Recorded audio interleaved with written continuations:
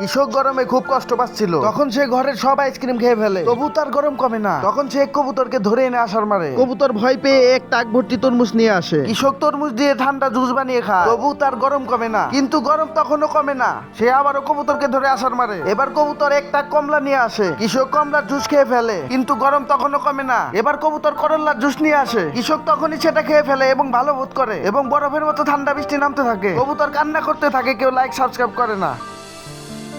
একজন কৃষক মাঠে খনন করার পর একটি সোনার কলস পায়। সে দ্রুত সেটি বাড়ি নিয়ে আসে। পরে এক কবুতরের সঙ্গে মিলে হাড়িতে কিছু টাকা ফেলে। আশ্চর্যজনক ভাবে হাড়িটি টাকা দিয়ে ভরে যায় এবং কৃষক অবাক হয়ে যায়। এরপর একদিন যখন কৃষক মাঠে যায়, তখন একটি সাপ চুপি চুপি হাড়ির ভিতর ঢুকে পড়ে। কৃষক ফিরে এসে দেখে হাড়ি থেকে হাজার হাজার সাপ বেরিয়ে আসছে। কৃষক আর কবুতর ভয়ে দৌড়ে পালায়। সাপগুলো পুরো গ্রামে ছড়িয়ে পড়ে এবং মানুষ আতঙ্কিত হয়ে পড়ে। তখন কৃষক সাপগুলো দেখে সবকিছু বুঝে যায়। কৃষক এবং কবুতর সেই হাড়ি নিয়ে আবার মাঠের দিকে ছুটে যায় এবং সেই হাড়িকে আগের জায়গাতেই পুঁতে দেয়। তারপর সবকিছু আবার ঠিক হয়ে যায়। এরপর কৃষক কান্না করে, আমারও কান্না পাই যখন তুমি লাইক করো না।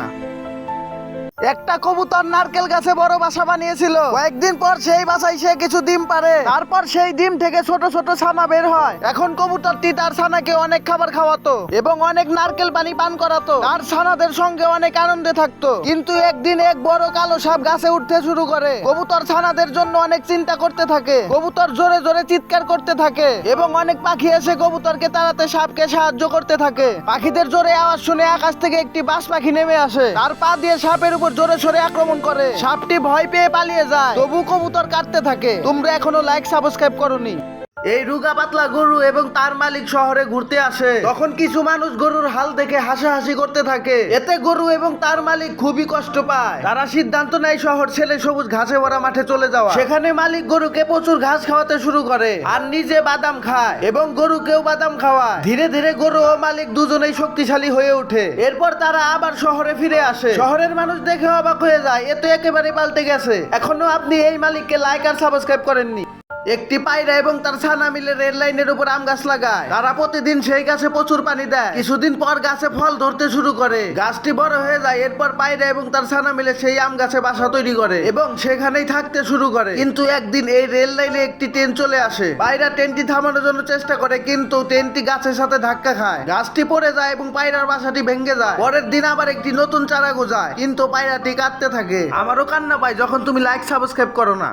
একটি কবুতর গাছের ডালে থাকা মৌমাছি চাক থেকে মধু খেতে শুরু করে। তাই মৌমাছিগুলো রেগে যায় এবং কবুতরের উপরে আক্রমণ করে, যার ফলে কবুতরের শরীর মৌমাছির মতো ফুলে যায়। কবুতর দৌড়াতে দৌড়াতে এক চাষার কাছে আসে। চাষা কবুতরের উপর গরুর দুধ ঢেলে দেয়। এতে কবুতর আবার আগের মতো হয়ে যায়। কিন্তু তারপরও কবুতর কেঁদে ফেলে, কারণ কেউ লাইক সাবস্ক্রাইব করে না।